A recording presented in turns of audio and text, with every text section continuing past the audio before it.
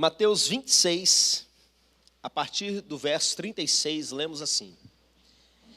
Em seguida, Jesus foi com eles a um lugar chamado Getsêmani e disse a seus discípulos: assentai-vos aqui enquanto eu vou ali orar.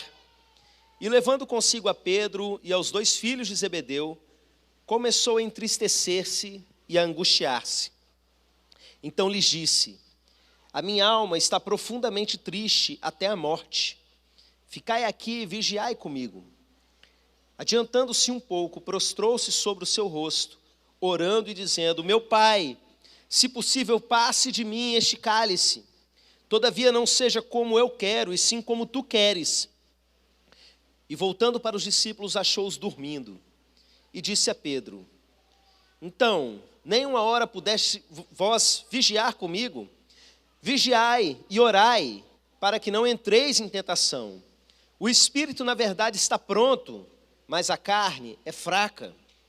Tornando a retirar-se, orou de novo, dizendo: meu Pai, se não é possível passar de mim este cálice sem que eu beba, faça-se a tua vontade. E voltando, achou-os outra vez dormindo, porque os seus olhos estavam pesados. Deixando-os novamente, foi orar pela 3ª vez, repetindo as mesmas palavras. Então voltou para os discípulos e lhes disse: ainda dormis e repousais? Eis que é chegada a hora, e o Filho do Homem está sendo entregue nas mãos de pecadores. Levantai-vos, vamos, eis que o traidor se aproxima. Amém? Vamos orar mais uma vez? Eu peço que você ore pela minha vida, ore para Deus falar com você. Crianças, como eu costumo dizer no culto das crianças, olha aqui para os meus olhos azuis, né? Não são, significa que você está prestando atenção. Orem por mim, para que você entenda a mensagem. Não importa a sua idade, se você é pequenininho, alguma coisa você vai entender, amém? Vamos todos orar por esse momento?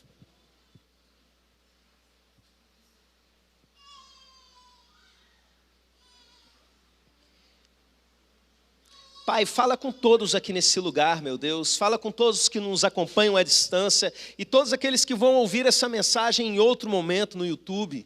Em nome de Jesus, meu Deus, joga por terra todas as barreiras, toda distração e faz com que a gente entenda tudo aquilo que está no teu coração para nos ensinar para esse momento, meu Deus. Levanta intercessores, meu Pai, gente que ora de verdade, meu Deus. Eleva o nosso nível de oração, de fé, a começar em mim, meu Pai, em nome de Jesus. Amém. Amém. Irmãos, como eu já adiantei aqui dentro da própria oração, a mensagem de hoje é sobre oração, e mais especificamente sobre a mecânica da oração. O que eu quero dizer com isso? O que acontece, como funciona todo o mecanismo de uma oração. Eu preguei uma mensagem dentro mais ou menos desse assunto há uns dias para trás, chamado O que acontece quando você ora, foi num domingo à noite. E essa mensagem, de certa forma, é uma continuação dela, embora sejam textos totalmente diferentes. O assunto tem muito a ver uma coisa com a outra. E o objetivo disso, meus irmãos, é que você seja despertado na sua fé. Que você saia daqui com o coração mais cheio de fé para orar mais. Que você saia daqui com vontade de ir para o secreto, apresentar diante de Deus as suas questões. Amém? Esse é um texto que conta a passagem de Jesus no jardim do Getsêmani, um lugar que eu tive a oportunidade de conhecer quando eu estive lá em Israel. Esse lugar existe até hoje, é uma região que você tem uma vista para a cidade de Jerusalém, e ali existem muitas oliveiras, o pé daquela frutinha azeitona. E é curioso porque como é um lugar histórico muito frequentado, ele é protegido, existem ali ordens da Igreja Católica que guardam aquele lugar. E os pés de azeitona, as oliveiras, elas são grossas demais, porque sabe Deus quantos anos tem aquelas árvores. Alguns dizem que tem mais de 200 anos, outros dizem que são as mesmas desde o tempo de Jesus. Por quê? Porque a oliveira ela vai crescendo de dentro para fora, ao invés de ela morrer, ela volta a brotar de novo. aquilo que eles chamam de renovo, não é? Que a gente vê na Bíblia, falando uma profecia a respeito do próprio Jesus, é como essa planta, ela vai brotando. Então a gente chega ali no jardim do Getsemane, é aberto para oração, e você tem a oportunidade de orar ali onde Jesus orou. Era um local que Jesus ia ali para orar. E nesse momento específico da vida dele, ele tinha acabado de celebrar a Páscoa com seus apóstolos, e foi o último momento antes dele ser preso. Foi um tempo de oração que ele passou na presença de Deus. Vendo que chegava aquela hora terrível que ele seria preso, torturado e morto, Jesus entendeu que ele precisava orar. E a primeira coisa que eu quero destacar para vocês nesse texto é isso: Jesus precisava orar. Às vezes a gente se questiona, mas se Jesus é o próprio Deus, por que que ele orava? Por que dessa necessidade de orar, irmãos? Jesus, a gente entende pela Bíblia, a Bíblia de verdade, não essas adulteradas que surgiram aí nos últimos anos, não é? De algumas seitas. Enfim, Jesus é Deus. Jesus é o próprio Deus, na pessoa do Filho, que se desfez da sua glória, se despiu da sua glória, é o que o Novo Testamento vai dizer, e se fez carne. E no momento que ele se faz gente, ele se torna na mesma condição que nós. Ele não tinha uma conexão especial para falar com o Pai. Tudo que ele dependia para poder resolver as coisas, eram exatamente os mesmos recursos que eu e você temos. Eu me lembro de um seriado antigo do Batman, que o comissário Gordon, para falar com o Batman, não tinha um bate-sinal, tinha um telefone vermelho. Não sei quem aqui é dessa época, né? Pois é, Jesus não tinha um telefone vermelho para falar com o Pai, não.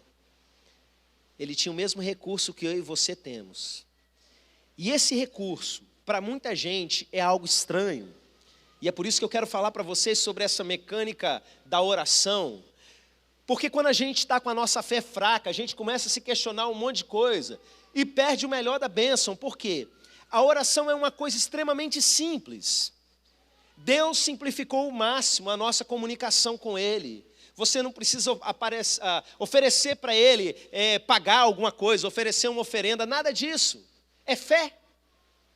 Qualquer pessoa, de qualquer lugar do mundo, de qualquer cultura, qualquer idioma, pode virar para Deus e falar com Ele, porque é basicamente o seguinte: você fala na expectativa, crendo que o Deus Todo-Poderoso está ouvindo você. É só isso. É uma conversa. Você não tem que decorar uma frase, tem que decorar um mantra, uma oração, não sei o quê. Não. Do jeito que você fala com qualquer pessoa que está perto de você, você vai parar e vai falar com Deus. E presta atenção, você vai crer que Ele está te ouvindo. É só isso. Às vezes as pessoas ficam num estado de incredulidade por situações difíceis da vida, que elas ficam assim: mas será que Deus está me ouvindo mesmo? Será que eu não estou aqui fazendo um papel de besta, falando? Tem alguém mesmo me ouvindo? Talvez você já tenha passado por esse tipo de crise, por esse tipo de situação. Eu com certeza em algum momento da minha vida já passei. De parar e no meio da oração ficar questionando, mesmo que lá longe, inconscientemente, será que realmente tem um Deus me ouvindo nesse momento? Eu te digo, Jesus não tinha uma voz respondendo para ele ali a todo momento. Aliás, em todo o tempo do ministério de Jesus, a gente só vê uma voz vindo do céu 3 vezes, meus irmãos. No batismo dele, no Monte da Transfiguração, e em um outro momento que as pessoas ao redor nem entendem, pensam que é um trovão, mas é Deus falando. Apenas 3 vezes. Deus pode virar e falar, responder no meio da oração: filho meu, eis que te digo, voz de trovão. Até pode. Ele faz o que ele quiser, porque ele é soberano. Mas entenda, o normal da oração é a pessoa falando sem ver nada do que está do outro lado, apenas crendo.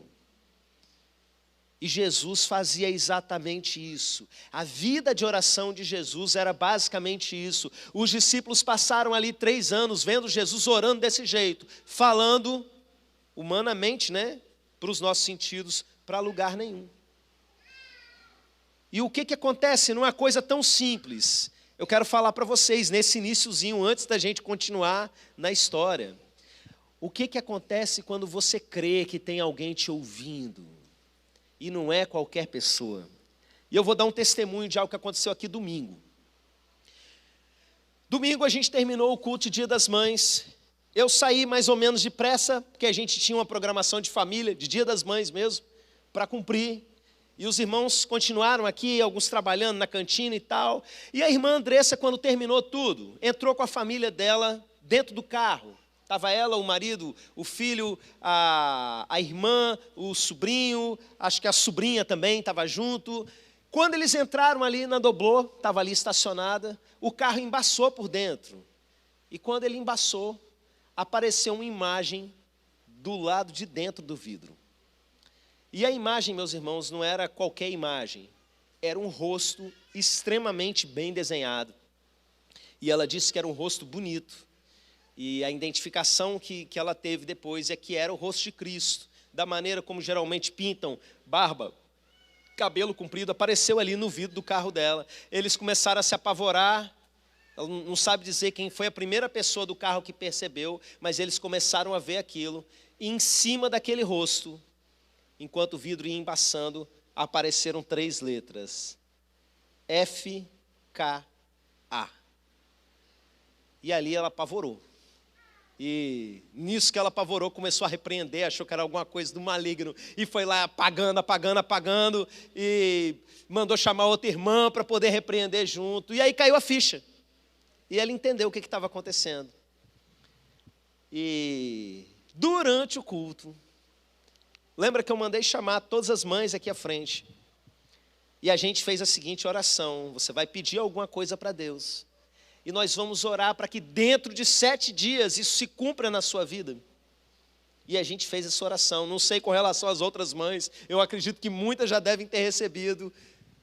Mas a Andressa fez a seguinte oração. Ela perguntou para Deus. Eu devo ter outro filho? Ou será que é só Fernando, Caleb e Andressa? E de repente ela entra dentro do carro. E do lado de dentro, gente, não tem como alguém ter passado na rua e pintado, era do lado de dentro. Aparece o rosto e as iniciais de Fernando, Caleb e Andressa. Ela foi para casa tremendo, com a cabeça doendo, mas em paz, na certeza de que Deus deu uma resposta. Mandou uma mensagem para mim: pastor, a gente vive umas coisas muito doidas com Deus, né? É, minha irmã. Com certeza, ela falou, pode contar esse testemunho aí que é forte. Irmãos, eu estou contando isso para você entender o que acontece numa oração. Não é uma energia positiva que você está emanando ali no momento de concentração, não, é uma conversa com alguém que existe. E esse alguém que existe não é qualquer pessoa, não é uma entidade qualquer, é o Criador de todas as coisas, aquele que se assenta no trono, que te ouve, que fala, que sente. E tem todas essas características, não é porque nós imaginamos um Deus assim, é porque um dia Ele nos fez capaz de entender isso, a sua imagem e semelhança. Nós falamos, ouvimos, sentimos, porque existe um Deus que é tudo isso. E nós fomos feitos à sua imagem, e dentro de nós foi colocada uma semente, uma vontade de buscá-lo, um desejo pela eternidade. Isso é oração, meus irmãos. Quando você para falar, existe um Deus que está ali te ouvindo, mesmo que você não veja nada. E não vai ver mesmo, por quê? Porque é para você exercitar a fé. O veículo para a gente ter esse acesso é a fé, meus irmãos. Algo simples, disponível para todo mundo. Fé. Apenas creia e desfrute. E Jesus, voltando ao assunto do texto, ele precisava orar. E ele foi, chamou os seus discípulos, daqueles 12, na verdade 11, porque Judas tinha saído, né? Ia voltar agora, daqui a pouco, como traidor. Ele pega 3, Pedro, Tiago e João, que eram aqueles mais próximos, que normalmente ele levava para a oração no monte. A gente vê isso lá naquele episódio da transfiguração. E ele chama esses apóstolos para mais perto. E ele fala para eles orarem com ele. Olha que coisa curiosa isso. Jesus pedindo para eles orarem junto.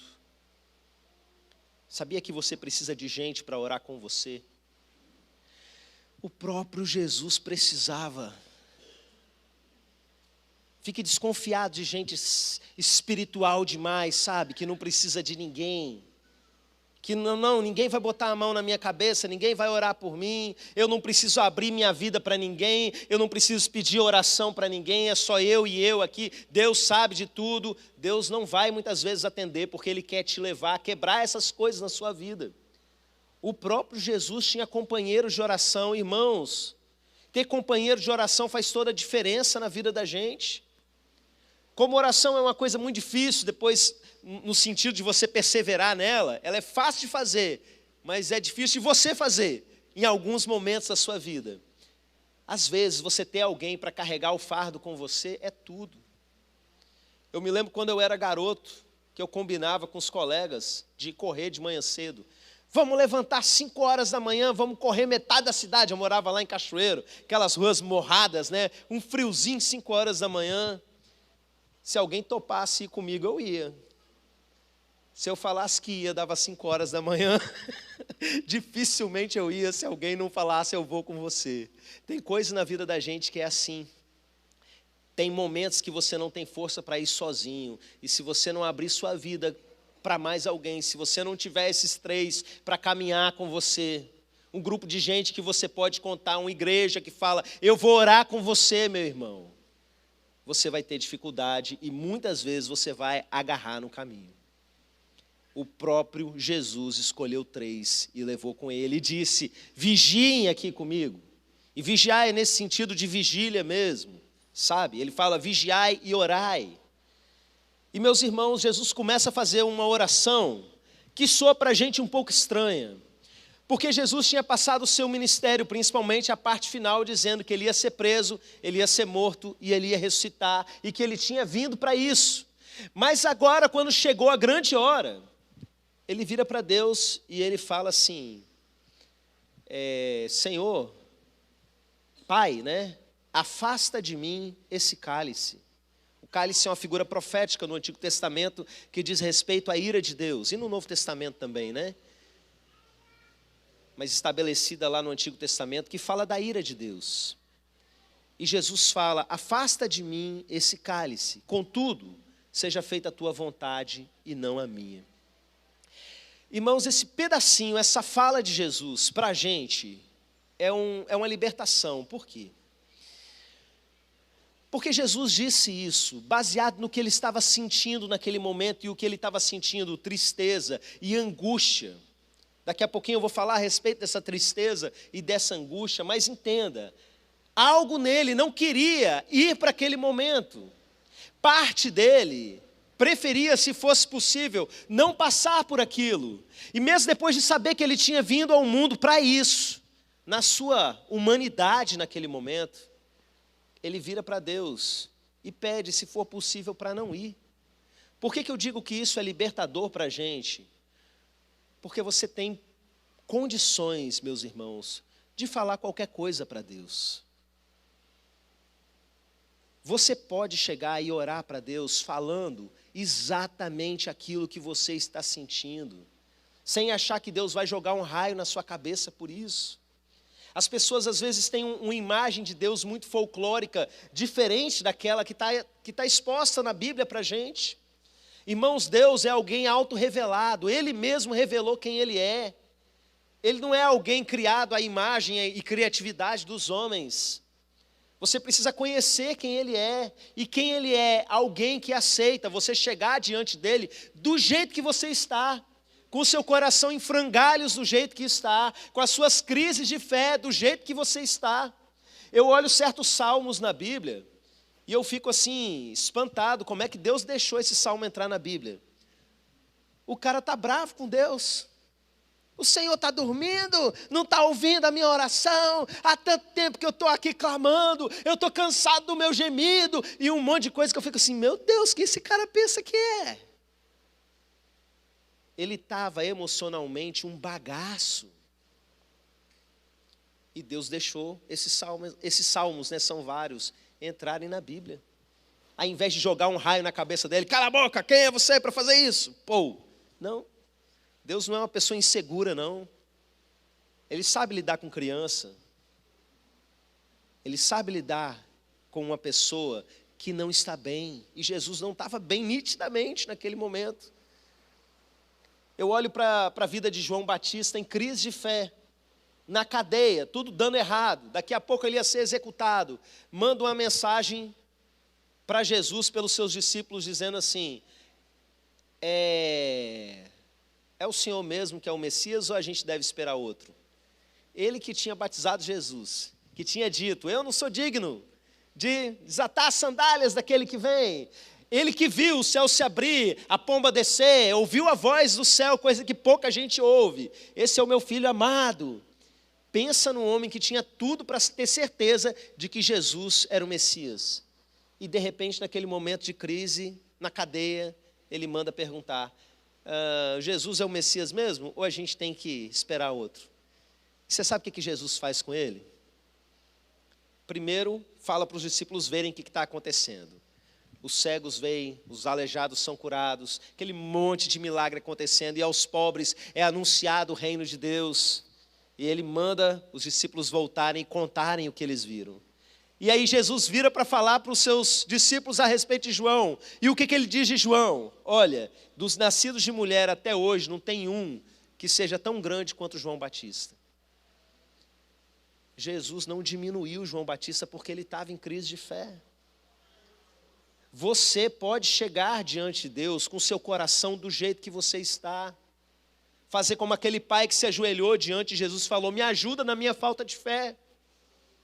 Eu sou ruim de crer, eu sou ruim de entender, não estou entendendo nada, Deus, mas eu estou aqui. Mas existe uma parte importante nesse se apresentar diante de Deus que a gente precisa entender. Contudo, seja feita a tua vontade e não a minha. Você se achega diante de Deus do jeito que você está, mas sabendo quem Ele é. Pronto para se submeter à vontade dEle. Irmãos, esse é um detalhezinho importante para a gente entender, principalmente nos dias de hoje. Porque existe um pregador muito famoso no Brasil, que tem vários canais na televisão, é assistido em muitas casas e tal, que ele tem livros escritos a respeito de fé, e que ele diz o seguinte, que se você virar numa oração e falar assim, seja feita a tua vontade, não a minha, você plantou na sua oração a semente da dúvida, e você não deve dizer isso. É um pessoal que defende a fé pela fé.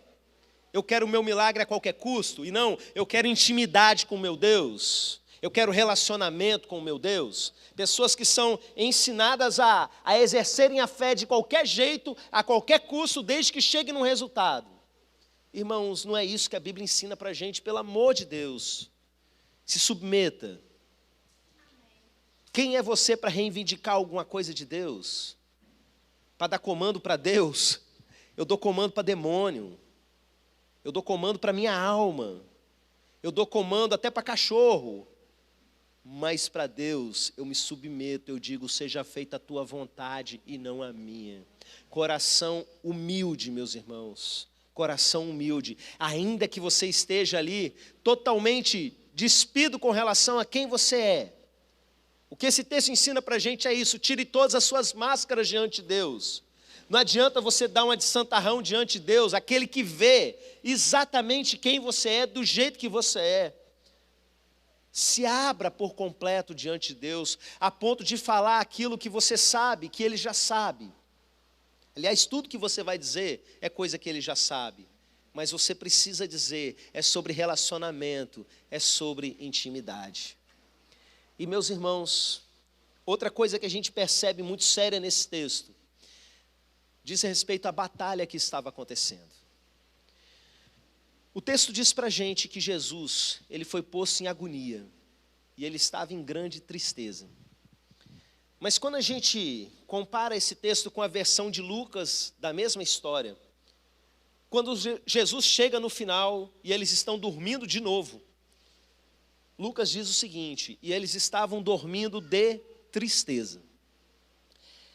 É como se uma nuvem de tristeza tivesse se colocado sobre eles. impedindo eles de orar. No momento em que a gente se coloca em batalha de oração, o que a gente tem aprendido aqui? Oração é a guerra. Eu não posso afirmar, baseado puramente nesse texto, que havia uma causa espiritual explícita ali, causando essa tristeza sobre eles, meus irmãos.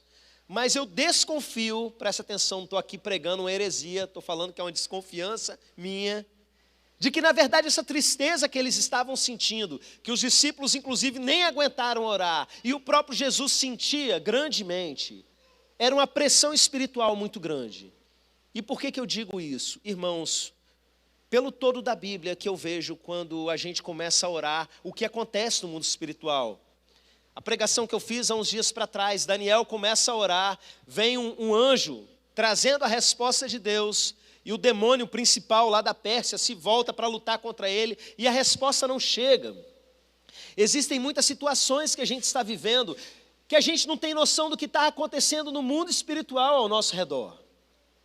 Uma pessoa olhando, se tivesse alguém com a câmera filmando Jesus orando, ia ver um homem falando no escuro diante de uma árvore.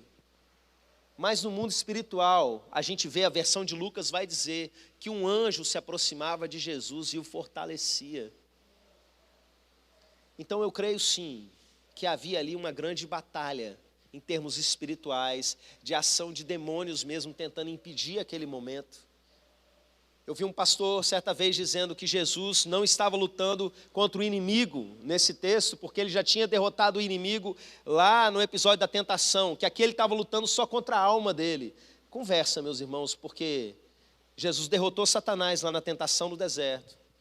Daqui a pouco é dito que, ele fala, né? Eu vi Satanás cair como um raio, quando os apóstolos estão saindo pregando o evangelho do reino. Daqui a pouco o diabo vai e entra em Judas. Daqui a pouco ele vai para a cruz. E Satanás é humilhado ali de novo. O tempo todo, até a vitória definitiva, quando Satanás for lançado, a gente vê no livro de Apocalipse, ele é lançado no lago de fogo e enxofre. Ele não está lá não, tá? Essa ideia de que Satanás está no inferno com tridente, perturbando os outros, isso é folclore. A Bíblia diz que ele está na terra. Que Satanás desceu à terra cheio de grande fúria. Não tem esse negócio dos demônios estarem no inferno, não tem isso na Bíblia, isso é folclore puramente.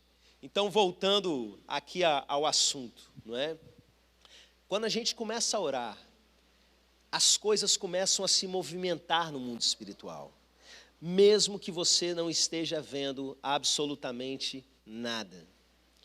Eu contei há uns anos atrás aqui na igreja, acho que eu contei no curso de batalha espiritual também, uma situação que eu vivi no meu casamento, lá nos primeiros anos do meu casamento, numa certa madrugada que eu tinha discutido com a Jennifer, e a gente estava bem brigado mesmo, de cara virada um para o outro.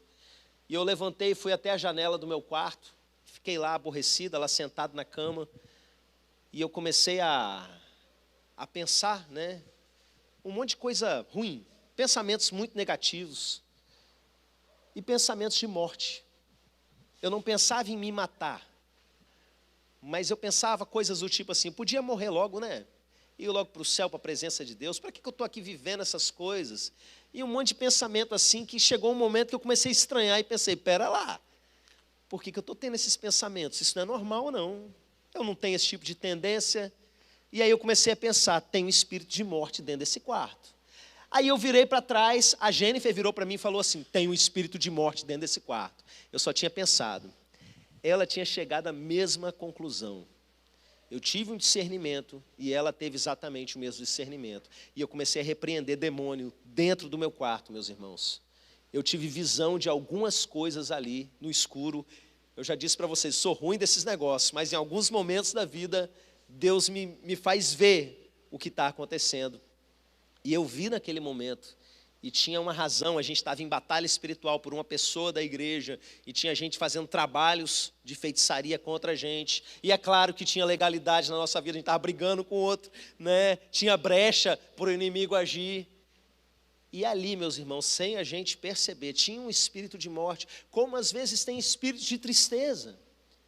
Eu me lembro de uma canção do Renato Russo, que ele cantava assim, eu não sei por que me sinto assim, Vem de repente um anjo triste perto de mim. Não sei quem é dessa época, mas é justamente, ele entendeu, é isso que acontece. Um anjo caído, né? Um anjo caído que faz isso, um demônio. Às vezes a gente se encontra em certas situações que não deixam a gente orar. Eu estou tão desanimado, pastor. Eu estou tão triste, eu estou com peso. Eu não tenho vontade nem de orar. Você sabe por quê? Porque Satanás não quer que você ore. Porque se você começar a orar, anjos vão vir, decretos serão liberados do trono de Deus, coisas vão começar a acontecer. Por isso o inimigo não quer que você ore. Um crente de joelho faz o maligno temer, meus irmãos. Nada faz mais ele se apavorar do que um crente de joelho, orando e orando de verdade, crendo que Deus está ouvindo. E é por isso que as coisas começam a acontecer. Eu estava na casa de uns irmãos recentemente, uma irmã com problemas nessa área de depressão. Eu comecei a orar, uma panela foi lá e tum, caiu, sem vento nenhum. E eles falaram para a gente, pastor, mesmo quando está ventando direto, essa panela nunca fez isso, estava lá sempre no mesmo lugar. Foi a gente começar a orar, caiu. Satanás começa a fazer as gracinhas, né, para ver se bota medo em um e outro. E com a gente só ri da cara dele, perdeu. Né? Acabou, perdeu a sua vez aqui dentro dessa casa. Para a gente só serve para testificar. Eu sabia que tinha, eu tinha certeza que tinha. Então, meus irmãos, independente se é algo espiritual ou algo da alma, como eu disse, eu não posso afirmar diretamente sobre esse texto, de que havia um ataque espiritual sobre Jesus e os discípulos, mas independente se é algo da parte emocional dele, ou ataque espiritual, a resolução é a mesma. Vai orar. Vai orar, a hora que melhora. É orando que as coisas começam a se mover. E Jesus vai lá, ora, e embora ele tenha os companheiros de oração, existe um momento de privacidade. O outro texto vai dizer, é Lucas que vai dizer que ele se afastava à distância de um tiro de pedra. Eu sempre falo isso quando a gente vai orar no monte, porque tem coisas que a gente tem que falar para Deus e é só para Deus mesmo, e os outros não tem que ouvir. E Jesus orava em voz alta. Hebreus vai dizer que ele gritava nesse momento, que ele orava em alta voz.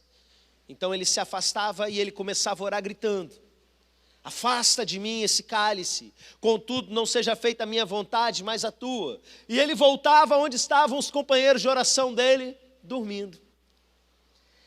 E meus irmãos, sempre que eu ensino sobre esse texto, eu gosto de destacar o seguinte: eles tinham motivos para estar cansados. Porque Jesus começou o dia cedo, mandou que eles preparassem a festa da Páscoa. Isso dá trabalho, eles tiveram que resolver um monte de coisa. Quando chegaram na festa da Páscoa, Jesus começou a fazer dinâmica com eles. Eu vou lavar os pés de vocês. E foi lavando os pés de todo mundo. E aí ele pregou o capítulo 13, 14, 15, 16, 17 de João, sermões longos. Celebrou a Páscoa com eles. E quando terminou tudo que eles pensaram, vamos dormir, Jesus vira e fala assim: agora vamos orar no monte. E quando chega lá no monte, vamos orar mais. E Jesus passa 1 hora e volta. E aí o que acontece? Eles estão dormindo. E Jesus vira: Pedro, você não pode vigiar comigo nem 1 hora. Vigiai e orai. O espírito está pronto, mas a carne é fraca. Vigiai e orai para não cairdes em tentação. Isso aqui tem um monte de lição para a gente, meus irmãos. A principal para mim é que é mais importante você orar do que você dormir. Outra coisa importante para a gente é a motivação da oração. Não era simplesmente para que coisas acontecessem, é para que eles continuassem de pé. Se Pedro tivesse uma vida de oração, Jesus nem precisaria ter profetizado que ele iria negar Jesus 3 vezes. Porque ele caiu em tentação, porque não vigiou, não orou, dormiu.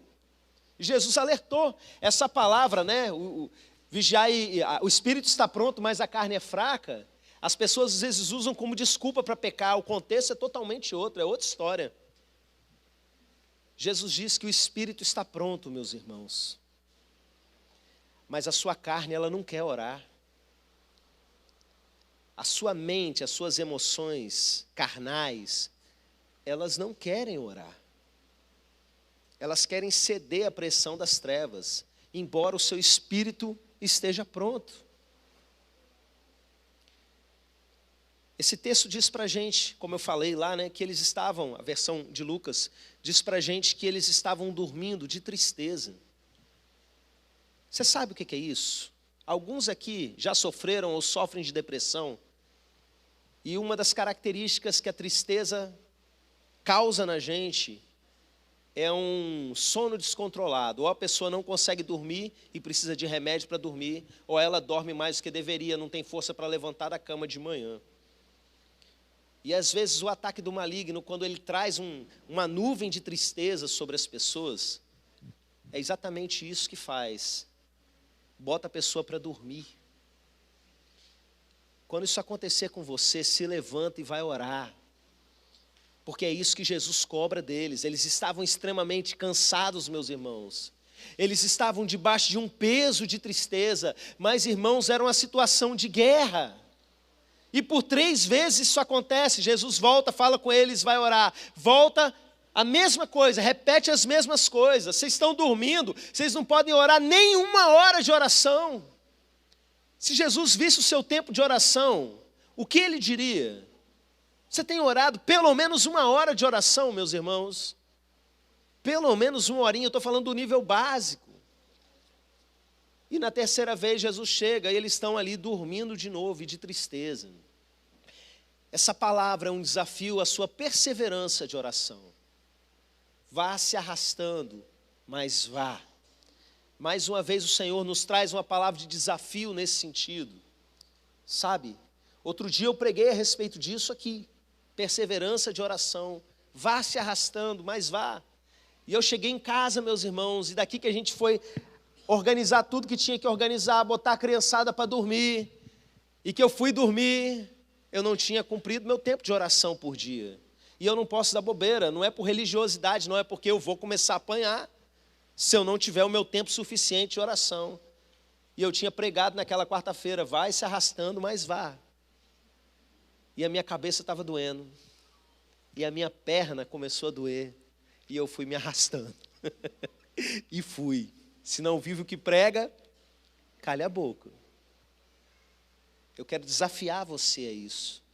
Não deixe que Jesus chegue para você e fala, minha filha, meu filho, nem 1 hora no seu dia.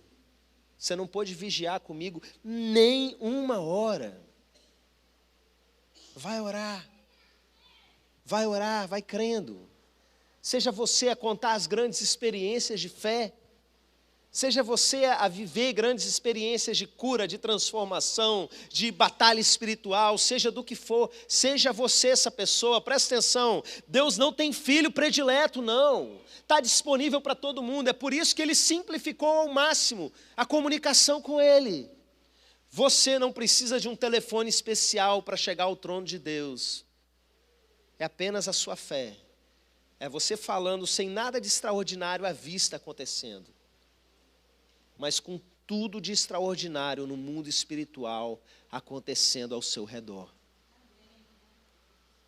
E mesmo que ninguém esteja vendo, muitas vezes vai ter um anjo ali do seu lado te fortalecendo. Você veio arrastando, mas eu estou aqui fortalecendo você. Você vai dormir melhor. É isso que aconteceu na história de Daniel, que eu preguei na outra mensagem, né, no outro domingo. Seja fortalecido, o anjo falava. Seja fortalecido, e de repente ele se levantava outra pessoa. É isso que vai acontecer. Vamos botar isso em prática? Se coloca de pé. E eu quero desafiar você a fazer algo nesse momento. Eu quero que você escolha alguém para você orar por essa pessoa. Talvez você pense assim, eu não sei orar, pastor, eu estou começando ainda, não sei como é que eu vou fazer. Não tem problema não, alguém da igreja vai chegar em você e vai orar por você. Mas se você já sabe falar com Deus, você, como eu disse, é simples, é muito simples. Eu quero convidar você a escolher uma dupla e orar por essa pessoa. Você pode perguntar para essa pessoa um motivo, algo que quer que ore, beleza. Mas a resposta tem que ser tipo, em 10 palavras, não é para contar a história da sua vida agora, porque a gente precisa juntar de novo para terminar o culto.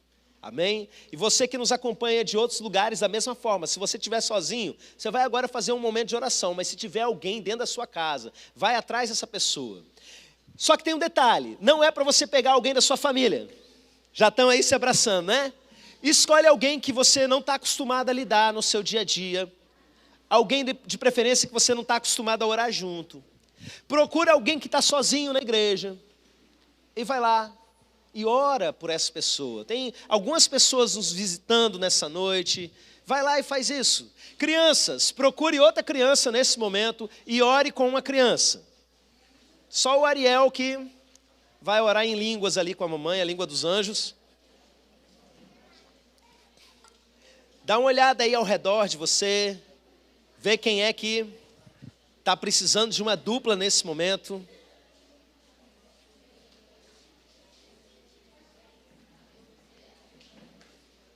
Tem várias pessoas. Criança pode, tá bom? Mas vocês estão em 4, bota duas duplas, tá tranquilo. Olha aí, gente, ainda tem algumas pessoas que estão sozinhas. Procure alguém, tem 3, 4 pessoas sozinhas.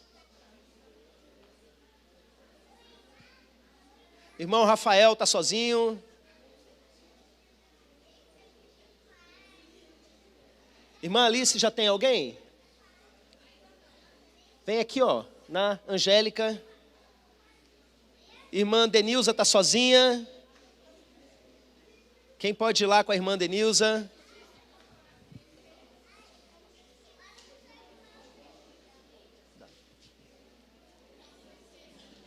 Tá o irmão Rafael.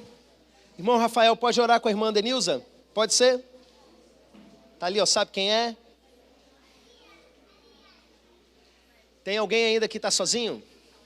Podem começar a orar. Conversem rapidamente, podem começar a orar. E quando terminarem, voltem para o lugar.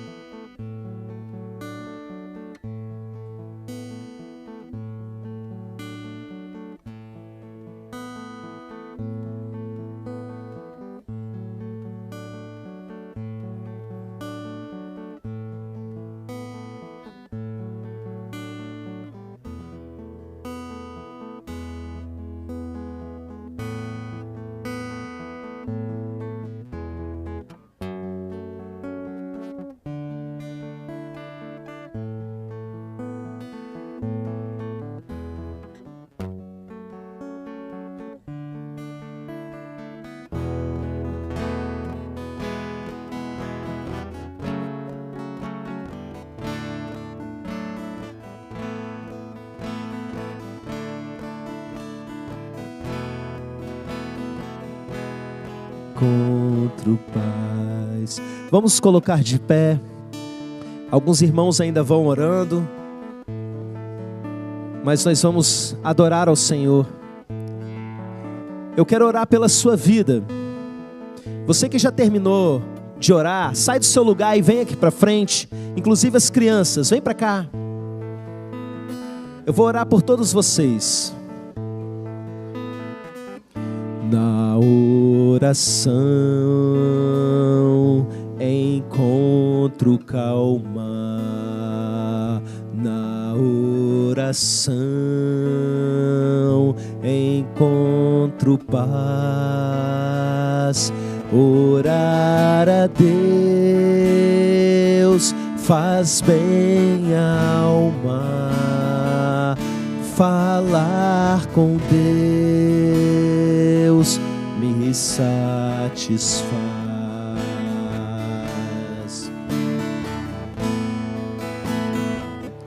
Falar com Deus, que privilégio. Abrir a alma ao Criador, sentir que os céus estão abertos e ouvir a voz do Salvador. Grande é o nosso Deus e as obras que Ele faz. O seu amor não tem limites, em seu perdão encontro paz.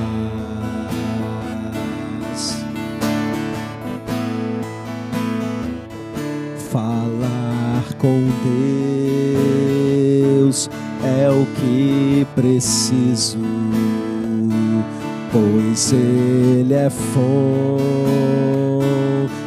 de poder. Só nele a vida faz sentido, pois me dá forças pra viver. Grande é o nosso Deus e as obras que Ele faz. O seu amor não tem limites, em seu perdão encontro paz. Grande é o nosso Deus e as obras que Ele faz. O seu amor não tem limites, em seu perdão encontro paz. Aleluia!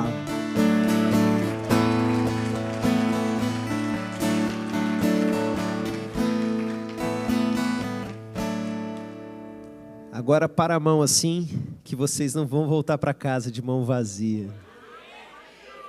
Que coisa maravilhosa ter alguém para orar com a gente, né? Poder dividir a carga com alguém é maravilhoso. Pai, obrigado por esses momentos, Senhor. Obrigado pelos irmãos que o Senhor nos deu, por essa igreja valorosa, meu Pai. Por cada homem e mulher de oração que o Senhor colocou aqui nesse lugar. Por cada pessoa que o Senhor está trazendo, meu Deus. E como pastor sobre essa comunidade, Eu quero orar por todos eles, por aqueles que nos acompanham à distância, por aqueles que vão ver depois da mesma maneira. Cada pessoa que teve fé para estender as mãos para receber, em nome de Jesus, que o Senhor derrame sobre eles uma verdadeira unção de intercessão. Um despertamento, meu Pai, para que eles sejam mais guerreiros ainda do que eles já são. Para que eles virem horas orando sem nem sentir, meu Pai. Para que quando eles colocarem os joelhos deles no chão, que o mundo espiritual entre em rebuliço, que eles deem trabalho para anjos, meu Pai. Que grandes batalhas sejam travadas, meu Deus, a partir desses irmãos. E quando eles estenderem as mãos sobre o enfermo, meu Pai, que eles tenham fé, meu Deus, para que esse enfermo seja curado, meu Pai. E nesse momento eu quero orar pelos enfermos que estão aqui. Todo aquele que está sendo oprimido, perseguido por espíritos de tristeza, eu dou uma ordem a todo demônio nesse momento, saiam agora da vida deles em nome de Jesus, e nunca mais voltem. Em nome de Jesus eu oro, meu Deus, por aqueles que se encontram com alguma enfermidade, que chegaram aqui com alguma dor de cabeça, com algum problema mais sério, meu Deus, talvez com a notícia muito ruim dada pelos médicos, em nome de Jesus, agora que todos eles sejam curados, meu Pai, que eles saiam daqui renovados, meu Deus. Pai, eu oro por aqueles que deixaram a situação difícil para trás em casa, um problema por resolver, alguma situação talvez de relacionamento, algum problema financeiro. Meu Deus, que eles saiam daqui na certeza de que receberam algo do Senhor. E o Senhor derrame nesse momento. E quando eles chegarem em casa, que haja paz. E que daqui para o final da semana, meu Deus, seja problema financeiro, seja o que for, que eles vejam o teu agir e saibam que foi porque eles oraram, meu Pai. Assim como aconteceu na experiência da irmã Andressa, que alguns ao saírem daqui já tenham a resposta, meu Pai.